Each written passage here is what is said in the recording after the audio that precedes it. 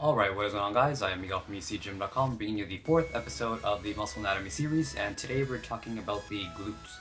Now the glutes refer to three muscle groups in your butt. So you have the Gluteus Maximus, Gluteus Medius, and Gluteus Minimus. Now the muscle group that's most prominent is the one that takes the shape of the glutes. It's the Gluteus Maximus, and as the name entails, Maximus meaning it's the biggest one. So I did the best I could to do a drawing of the glutes. So if I were to turn around and face behind me, this would be my butt. Okay, so here we have the pelvis or the pelvic girdle, and here is the left butt, and this large mass here is the Gluteus Maximus, and on top of it is the Gluteus Medius, and beneath all of that there's the Gluteus Minimus. And then there's a muscle group called the Piriformis, which connects to your sacrum, I believe it's called, and inserts into your femur just like the other muscle groups, and this one just helps with rotation of the thigh. So this is the butt. Now the origin, like where the muscle group starts, is on the iliac. So the iliac is the two like butterfly wing portions of the pelvis, these bony structures here, and they insert into the femur. Okay, now the function is to extend the leg, meaning if you were to stand up, you would pull your leg back behind you. So you can feel this activating whether you're sitting or standing or lying down on your stomach.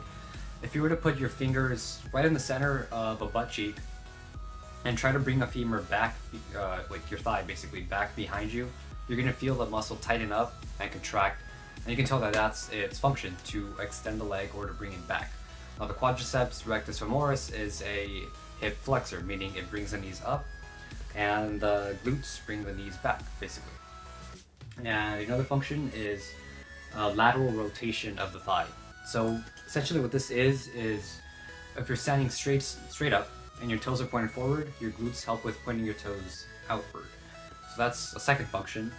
And a third function, or actually there's two more. There is thigh abduction and thigh adduction. So the abduction occurs in the upper glutes. So the Gluteus Minimus and Gluteus Medius are the ones that help with the glute or the leg abduction, meaning they help spread the legs, and the adduction occurs through the lower glutes, meaning mostly the Gluteus Maximus, bringing the legs closer to your midline. So if you want to work your glutes, you have to incorporate those four motions. So you can most easily do this through those machines of thigh abductors and thigh adductors, or you can do kickbacks. There's machines for that too. So injuries, there's gluteal strains, which refers to tearing. So overuse of the gluteal muscles or too much stress on them can result in tears through overuse. Using them too much can cause little micro tears in the muscles and tendons, and using them too much when it's injured can cause a tear or a larger tear. Next, we have Luteal Tendinopathy, which is another word for tendinitis, which is pretty much similar to the previous one, where overuse or too much stress on the tendon can result in a lot of swelling and possible tearing. Yeah. And then next we have Trochanteric Bursitis. So trochanteric refers to the greater trochanter of the femur bone, which is this part. That's going to be the trochanter of the femur, which inserts into the acetabulum of the hip joint. And bursitis refers to the bursae, which is the tissue that covers the head of the femur and protects it from grinding bone on bone. And the bursitis, just too much stress or overuse again, can cause inflammation and rupturing of the bursae that's covering the femur's head. And bursae is everywhere where you have joints. The shoulder joint, for example, on the head of the humerus, there's a lot of bursae covering it and protecting it, so it glides more smoothly against the glenohumeral joint. Next, we have the exercises for the glutes. Now there's compound and isolation, similar to all the other videos I've done. So for compound, we have lunges, squats, and glute kickbacks. Now lunges, if you've never done them before, you would imagine that it works mostly your glutes. But in reality, it really works, your quads or your hamstrings, but in reality it does work your glutes a lot. Because when you have your leg, the one that's in front, and you're standing back up, you're participating in leg extension. So what this does is it really helps shape your glutes. I know me personally, I used to think the lunges were pretty much only a quad exercise because you are straightening out your leg, but I noticed that through doing high volume, I feel the glutes really firing up, and I kind of stopped doing them because I didn't really want to have, a really feminine shaped butt, so I just stopped doing them. And for squats, there's many different squats you can do. If you do a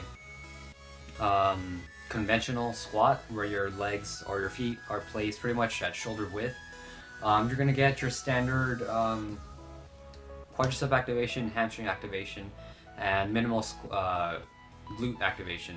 But if you were to spread your legs wider and do sort of a wide stance / sumo squat type of squat, you're really putting a lot more stress on your hips, and your hips are very dependent on the glutes for stability and for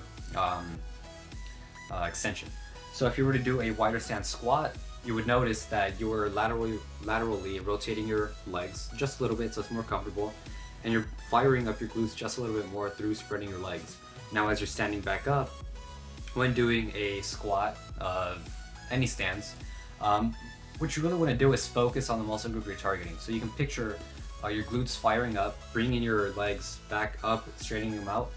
And once you get to the top of a repetition, you really want to squeeze the glutes. Now this is really the only way to contract the glutes to the fullest potential at the top of a position. Now if you were to just do half reps or quarter reps or 3/4 reps or stop just below parallel with your knees on the squat, mostly you're just pumping blood into the glutes, which is, normal. But what you really want to do is contract it and make sure you get, the glutes really fired up, tear those fibers, induce them to grow, force them to destroy and repair and things like that. And then finally we have the glute kickback. Now this is also a sort of isolation exercise, but it's really hard to isolate the glutes because there aren't really many machines out there for it. You can really make your own sort of glute kickback modifications. You can do them with dumbbells, kettlebells, cables, isolation machines, and things like that. But the glute kickback is really intended to work the glutes to their fullest potential because there aren't really many exercises you can do where you're going to be pretty much lying down or being in that position where your back is parallel with the ground and you're bringing your legs up behind you. Now there aren't many machines that do that for you, so really what you want to do is find your own little piece of equipment like an ankle brace and attach it to a cable tower or any sort of resistance machine and bring your legs up and kick back, target your glutes. But it's hard to explain, just look it up and then you'll see what I'm talking about, where you bring your legs up and bring your knees up behind parallel of your body, and that's how you're going to activate the glutes. But then for isolation we have hip bridges / thrusts. So I don't know if you've tried these before, but they're the exercise where you have your upper back on a bench and your feet planted on the ground and you have a barbell on your hips, and what you're doing is pretty much trying to thrust your hips up into the air and contract the glutes that way. Now that's a really good exercise for the glutes. Now a lot of people don't do them because they're pretty hard to get into, because you really need another person there with you to put the bar onto your hips. Now if it's lightweight, of course you can do it on your own, but eventually you're going to see that you need to increase the weight in order to get a better pump and get better results.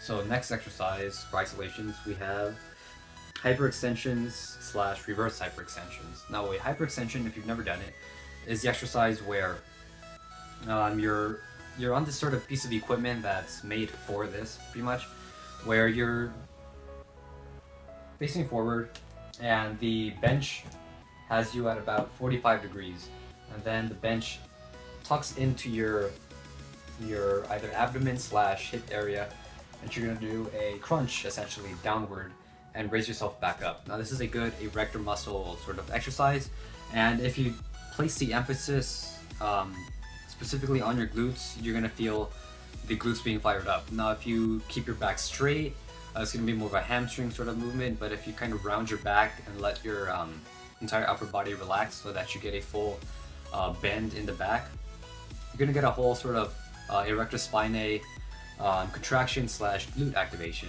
But That's the trick with a lot of exercises. You have to visualize the muscle you're working in order to get it really, fired up.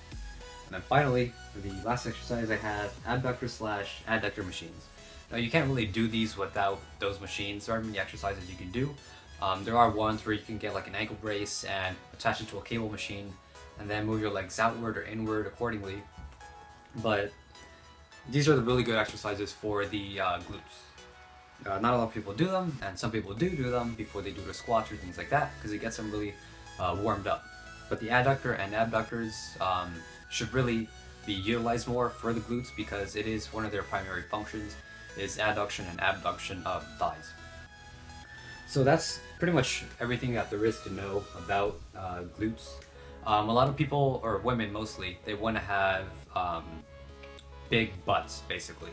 Now to have a big butt, it's not necessarily having just the size of it, meaning just going for really heavy weight and trying to increase the mass of it, but the tone of the glutes and just really the tone and the shape of it. Now, you see a lot of women getting like butt implants and things like that when it's not really necessary if you're willing to put in the work to get those perfect bubble butts. So the thing is with glutes is you have to really work all three heads of the glutes. Like I said earlier, the upper glutes are mostly worked through thigh abduction, so spreading your legs basically through the abductor machine, and then the lower glutes are worked through thigh adduction, meaning them adding them closer to your body. So to really shape your butt, you have to really mostly emphasize on the Gluteus Maximus, but not forget about the other ones. So the Gluteus Medius is the one up here at the top of your butt. So if you really want to work this, you're going to do more of the thigh abduction. Now if you want to get the big roundness on the bottom, you're going to do more thigh adduction. But keep in mind that squats are also very important exercises for the glutes. Now if you feel like regular squats aren't working for you, then I highly suggest doing sumo squats or wide stance squats. I'll probably make a video demonstrating how to do the different kinds of squats, but yeah, just do this, try out different stance squats, do your thigh adductor and abduction machines, and then you'll get a pretty good workout. Now, keep in mind, results don't come overnight, so you gotta do very consistent work, and you gotta do this very frequently. If you feel like your glutes are your weak point, hit it multiple times a week, maybe 2 to 3 times. Don't overwork them, because you don't want to get an injury, and yeah. So if you want to see more things like this, head over to UCGym.com and subscribe to our YouTube channel.